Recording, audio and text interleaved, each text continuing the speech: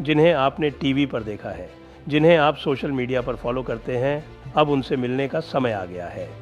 Jaipur dialogues annual summit 2026 के लिए registration शुरू हो चुके हैं। अपने पसंदीदा वक्ताओं से मिलिए, उनकी बातें सिर्फ स्क्रीन पर नहीं, लाइव सुनिए।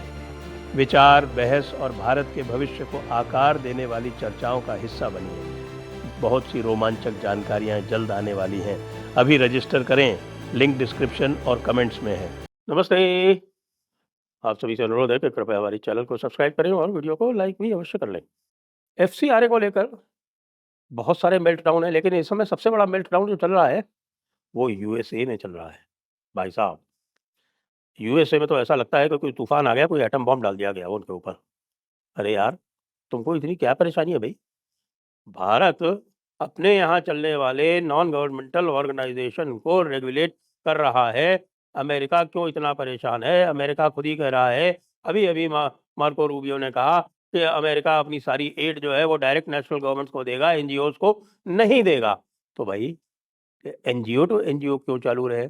एनजीओ को भी कहिए ना कि जिसको भी एड देनी है डायरेक्ट नेशनल गवर्नमेंट को दे। एफसीआरए को लेके ऐसा लग रहा है जैसे कि भाई उनका एक ही कोई कंट्रोल मैकेनिज्म है, कोई कंट्रोल टूल है, और वो कंट्रोल टूल जो है उनका एकदम से उनके हाथ से निकला जा रहा है। देखिए जरा आप, सर्जियो गोर सर्जियो गोर जो है वो जाके साउथ इंडिया में चीफ मिनिस्टर से मिल रहे हैं। वो रेवंत रेड्डी से मिल लिए, और वो कर्नाटका में, वो केरला चले गए, वो तमिलनाडु चले गए, इस समय केरला में घूम रहे हैं। केरला की नेचुरल ब्यूटी की तारीफें कर रहे हैं। लेकिन केरला की नेचुरल ब्यूटी की तारीफें कर रहे हैं या जाके केरला में लॉबिंग कर रहे हैं चीफ मिनिस्टर्स के साथ में, या आप जरा एफसीआरए रुकवाइए। और चीफ मिनिस्टर्स और पार्टीज, राहुल गांधी, ये सारे के सारे जम जम के एफसीआरए के विरोध में स्टेटमेंट्स पे स्टेटमेंट्स देते जा रहे हैं। एक बात तो मुझे एमईए को भी कहनी पड़ेगी कि भाई एमईए वालों, आपके यहाँ भी एक प्रोटोकॉल है। ये अमेरिकन एम्बेसडर अपने को क्या कोई special God's gift to India समझ रहे हैं, या इनके लिए कोई स्पेशल रूल्स हैं जो बाकी जो एम्बेसडर्स हैं उनके ऊपर लागू नहीं होते हैं? जहाँ तक मेरी जानकारी है, वहाँ सर्जियो गोर या कोई भी और अन्य एम्बेसडर जो है वो स्टेट के चीफ मिनिस्टर से बिना एमईए को इन्फॉर्म किए नहीं मिल सकता है। और एमईए को यदि वो इन्फॉर्म करता है और ये एमईए मना कर देती है, तब वो नहीं जाता है। ये प्रोटोकॉल है। तो एमईए को इन्होंने इन्फॉर्म किया या नहीं किया?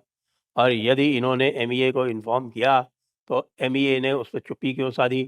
क्यों एमईए ने इनको मना नहीं किया साफ-साफ कि ये हरकत आप नहीं करेंगे? एक सेनेटर साहब जो हैं, वो रिपब्लिकन सेनेटर हैं, वो फिर कूद पड़े कि साहब की एफसीआरए जो है वो माइनॉरिटीज़ के साथ में बड़ा भेदभाव है। क्यों भाई? माइनॉरिटीज़ की सारी प्राणवायु जो है वो बाहर से ही आनी है, विदेश से ही आनी है।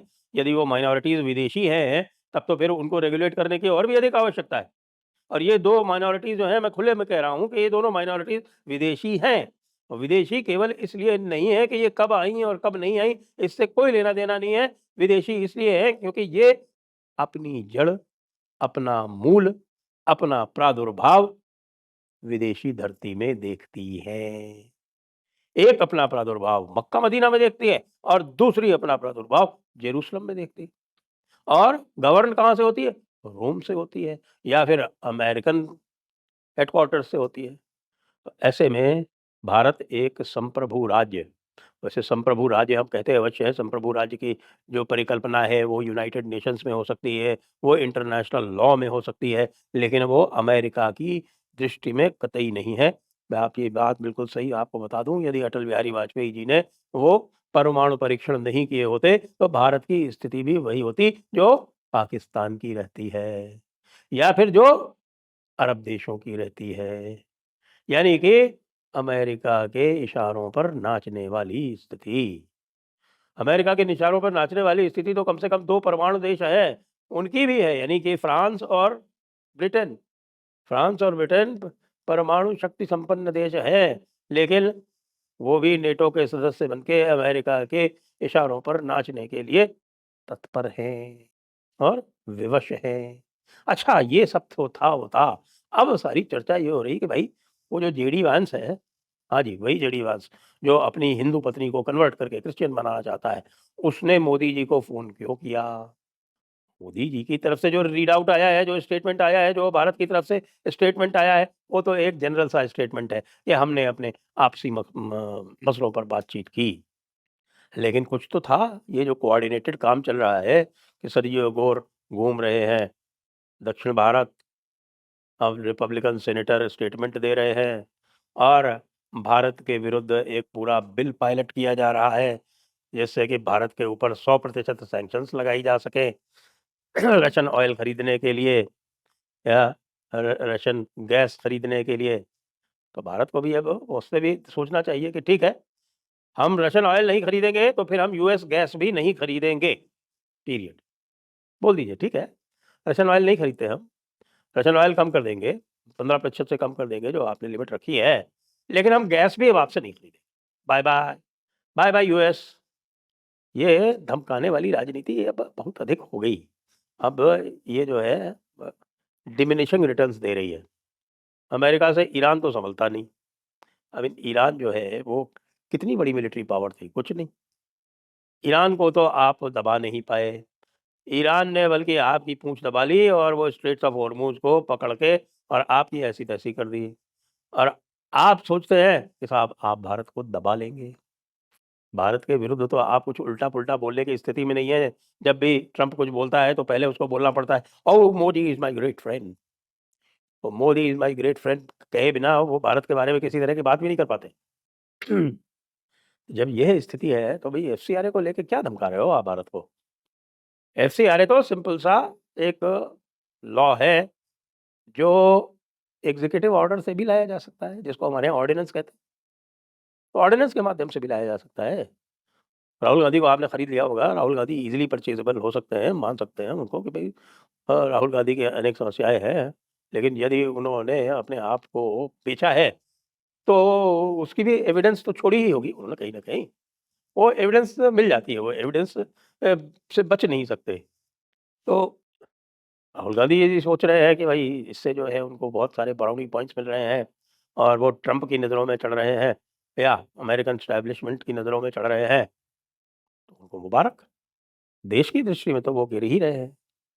देश की दृष्टि में तो वो एक बिके हुए इंसान ही दिख रहे हैं। देश की दृष्टि में तो वो अमेरिकन हितों की रक्षा करते हुए दिख रहे हैं। देश की दृष्टि में तो वो हमारे यहाँ धर्मांतरण करने वाले माफिया के एक एजेंट के रूप में ही दिख रहे हैं। इसमें कहीं कोई संदेह की बात ही नहीं है। लोग सब समझते हैं, जनता सब समझती है। ये जो उनका अब प्रयागराज का सम्मेलन था, वो प्रयागराज के सम्मेलन की कोई भी आभा यदि कोई रही होगी, तो हमें तो कहीं दिखाई नहीं पड़ी। अलावा कांग्रेस पार्टी के जो ऑफ़िशियल अकाउंट्स हैं, उनके अलावा। राहुल गांधी इन पिंक, अरे बाप रे बाप! पिंक, क्यों भई? एलजीबीटीक्यू का प्रतिनिधित्व करने जा रहे हो क्या? आगे से तुम सारे के सारे एलजीबीटीक्यू के वोट तुमको मिल जाएँगे पिंक पहनने से। एलजीबीटीक्यू के वोट ले लो, बाकी तो फिर छिटक ही जाएँगे ना। कैसे-कैसे बुद्धिमान लोग हैं। लेकिन अमेरिका का इंटरेस्ट सर्व कर रहे हैं, चाइना का इंटरेस्ट सर्व कर रहे हैं, देश का इंटरेस्ट कब सर्व करेंगे, ये पता नहीं है। लेकिन एक बात बता दूँ मैं, एफसीआरए तो आके रहेगा। इस सेशन में या अगले सेशन में, अंतर उससे कोई नहीं पड़ता। ये जो लोग जो हैं, ये हंगामा कर रहे हैं कि भई हमारी जो एसेट्स हैं, वो हम नहीं लूज़ करना चाहते हैं क्योंकि वो लॉस ऑफ एसेट का ही है एक। उसमें एक ही प्रावधान है जो एफसीआरए का जो अमेंडमेंट आ रहा है उसमें, वो लॉस ऑफ एसेट का है कि यदि आपका एफसीआरए लाइसेंस कैंसल होता है, तो जो एसेट्स आपने बनाई हैं फॉरेन कंट्रीब्यूशन से, वो लैप्स हो जाएँगी, डेज़िग्नेटेड अथॉरिटी में वेस्ट हो जाएँगी। इतना ही है। एक सिविलियन कॉन्सिक्वेंस है। लेकिन इनकी सबकी ये समझ में नहीं आ रहा कि यदि ये सिविलियन कॉन्सिक्वेंस है, इसको आप प्रोटेक्ट नहीं करेंगे अपने एफसीआरए लाइसेंस लॉस को, तो आगे से क्या होगा कि इसमें क्रिमिनल लायबिलिटी अट्रैक्ट होगी। मान लीजिए आपने एफसीआरए लेके काम किया, एफसीआरए का आपने मिसयूज़ किया, एफसीआरए मिसयूज़ करने पे अभी तो एक सिविलियन कॉन्सिक्वेंस है कि आपका एफसीआरए लाइसेंस रद्द हो जाएगा और जो एसेट क्रिएट हुई है वो वेस्ट हो जाएगी। यदि आप इसका विरोध करेंगे तो उसका कॉन्सिक्वेंस ये होगा कि आपका एफसीआरए लाइसेंस तो रद्द होगा ही, वो तो प्रावधान पहले से ही है, लेकिन जो आपने एसेट्स बनाई होंगी वो क्रिमिनली लायबल हो जाएँगी और फिर आपके विरुद्ध एक क्रिमिनल एफआईआर होगी। क्रिमिनल एफआईआर में ये कहा जाएगा कि आपने चीटिंग की देश के साथ और आपने चीटिंग करके ये अपनी एक एसेट बनाई, उसके बाद फिर वो जो एसेट है वो यूएपीए के या एनआईए के प्रावधानों के अंतर्गत अटैच हो जाएगी, तब क्या करोगे? ये मत सोचो, और ये मत सोचो कि भारत सरकार के पास कोई अन्य उपाय नहीं है। उपाय बहुत है, लेकिन कायदे से रहोगे तो फायदे से रहोगे।